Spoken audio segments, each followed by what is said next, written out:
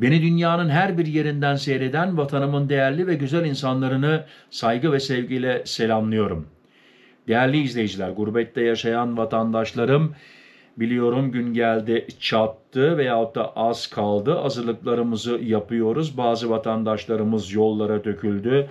Yolda olan gurbetçilerimize hayırlı yolculuklar diliyorum. Kazasız, cezasız, belasız inşallah. En çok sorulardan birisi vekaletname. Çeşitli türlü sorular geliyor. Dün akşam gene tekrar bir genç arkadaşımız sordu, vekaletname konusunda bir haber yapar mısın abi, kafam iyice karıştı diye. Tabii ki yaparım, buyurun. En önemli detaylı noktaları bu videoda dile getireceğim. Kimler kullanabilir, ne lazım, hepsi bu videoda. Videomu beğenirseniz, bir like verirseniz, abone olmayan arkadaşlar da şimdi bu fırsattır. Ücretsiz abone olursanız, bana destek olursanız tabii ki sevinirim, gurur duyalım. Vekaletname ile araç kullanma yetkisi. Vekaletnamede belirtilen kişilere verilir.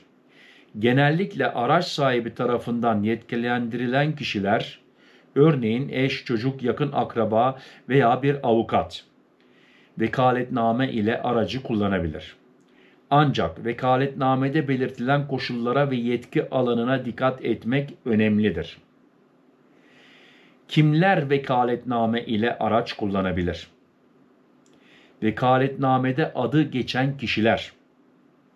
Vekaletnamede adı geçen kişiler vekaletnamede belirtilen yetki ve sınırlar çerçevesinde aracı kullanabilirler. Yakın akrabalar.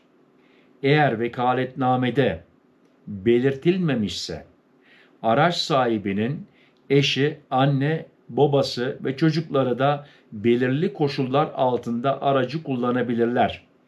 Değerli izleyiciler, bakın, belirli koşullar altında diyorum. Bu koşullar genellikle bu kişilerin de yurt dışında yerleşik olmalarını ve vekaletname ile belirtilen süre boyunca Türkiye'de bulunmalarını gerektirir. Bu kişiler Avrupa'da oturmaları lazım. Yani Türkiye'de bir abin varsa yaşayan, aracını kullanamaz. Bunu tekrar söylüyorum ve inanmayanlar var. Tekrar soruyorlar. Evet, tekrar söylüyorum, kullanamaz. Kuzenin de kullanamaz, dayın da kullanamaz. Birinci derecede akraban, yani kardeşlerin, annen, baban kullanabilir. Yalnız yurt dışında, Avrupa'da ikamet etmesi mecbur, yoksa kullanamaz.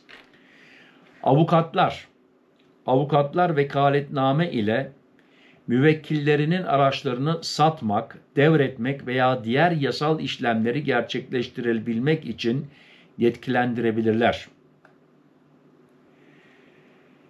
Tüzel kişilikler adına yetkilendirilmiş kişiler, otomobil firmaları veya diğer tüzel kişiliklere ait araçlar için firma sahibi veya yönetim kurulunun imza ve onayını içeren vekaletnameler kabul edilebilir. Yani şirket arabalarından Türkiye'ye giden vatandaşlarımız için geçerli bu.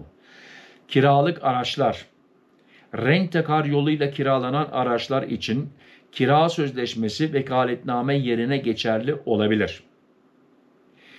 Değerli izleyiciler, burada yazmıyor ama vekaletnameyi aldığınız zaman, bakın, en iyisi İngilizce ve Türkçe'de olursa tabii ki süper olur. %100 süper olur.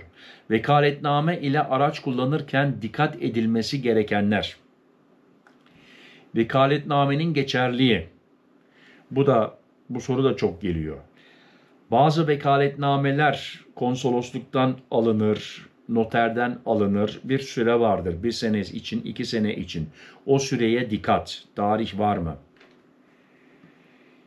Yani vekaletnamenin geçerlilik süresi ve kapsamı kontrol edilmelidir. Bu vekaletnamenin üzerinde yazması gerekiyor.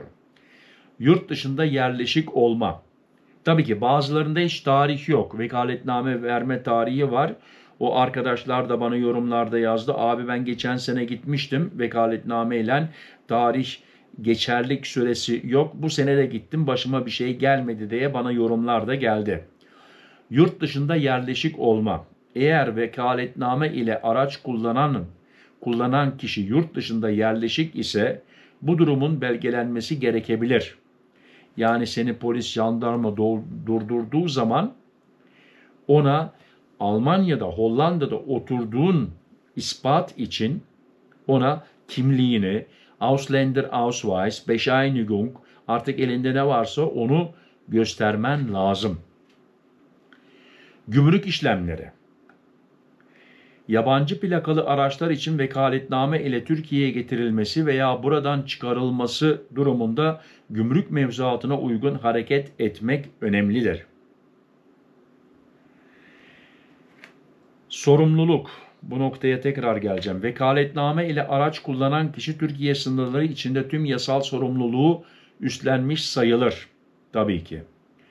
Yani bütün radar cezalarını filan o kişi ödemesi lazım. Şimdi mühim bir nokta var. Abi kardeş Almanya'dasınız. Abiniz size vekaletname verdi.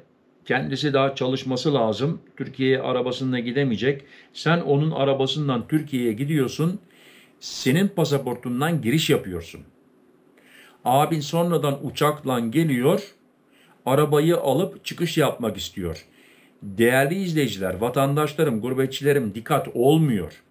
O arabayı Türkiye'ye kim giriş yaptıysa pasaportundan o şahıs gene kendi pasaportundan arabayı sınır dışı yapması lazım. Mağdur kalmayın, dikkat edin.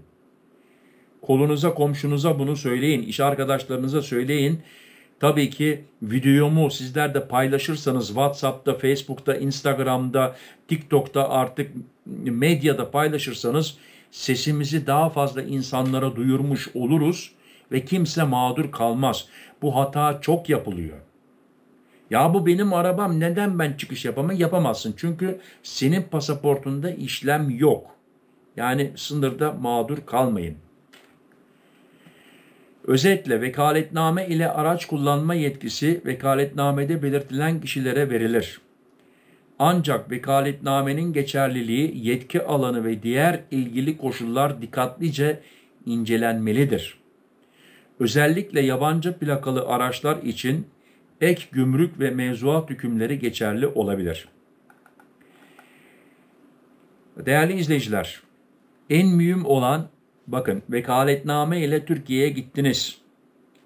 Tekrar söylüyorum, belki abinizin arabası, kardeşinizin arabası, babanızın arabası.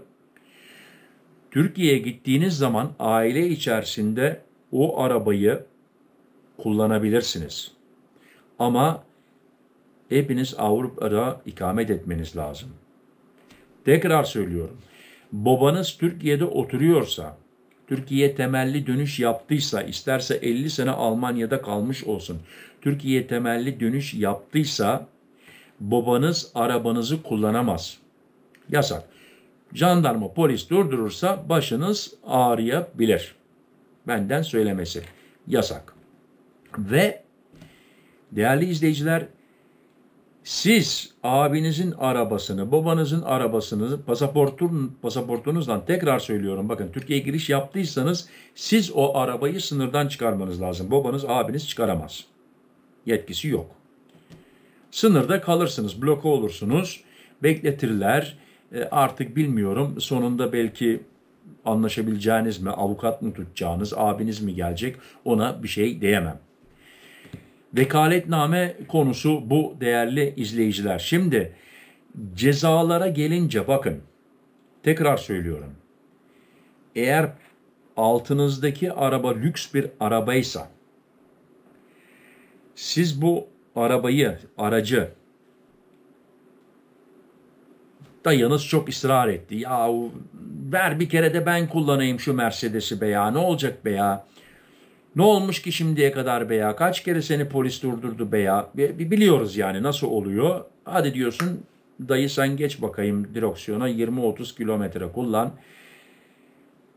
Değerli gurbetçilerim, polis durdurursa, bakın yasak.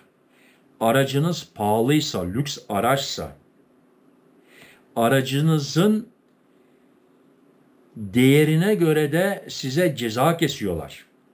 3'te 1'i miydi, 4'te 1'i miydi? Yani bakın dikkat edin, 20.000 euro ceza ödeyebilirsiniz. Aracınız 100.000, 150.000 euro ise dikkat edin. Ödeyen oldu. Onun için söylüyorum, üstüne basa basa söylüyorum. Dikkat. Ve o lafları da biliyoruz. Ya ne olacakmış, bir şey mi olacak? İyi ki arabam varmış, arabam batsın, kullanmıyorum, bilmem ne. Sen o anda orada kötü ol, sonra başın ağrımasın derim ve benim yani düşüncem. Sizler ne düşünüyorsunuz? Avrupa'daki gurbetçilerime sesleniyorum şimdi. Bana yorumlarda tabii ki yazabilirsiniz. Tekrar söylüyorum, kimseye hakaret etmeden. Dün gene yorumlar gelmiş. 2 kişi galiba hakaret etmişler. Ben daha görmeden yorumlar silinmiş. Ondan sonra yorumlarda yorum arıyoruz hep beraber. Ve ben de görmeden onlar da gitmiş zaten. Google iç gözünün içine bakmıyor. Hepsini siliyor. Değerli izleyiciler, beni izlediğiniz için teşekkür ederim. İnşallah bu bilgiler işinize yaramıştır. Beğendiyseniz bir like verin. Şimdiye kadar abone olmadıysanız tabii ki abone olursanız, bana destek olursanız abone olarak ücretsiz. Sevinirim, gurur duyarım. Şimdiden teşekkür ediyorum ve kanalıma hoş geldiniz diyorum. Kendinize dikkat edin, sıhhatinize dikkat edin. Sıhhatli kalın, benimle kalın, hoşça kalın. Murat.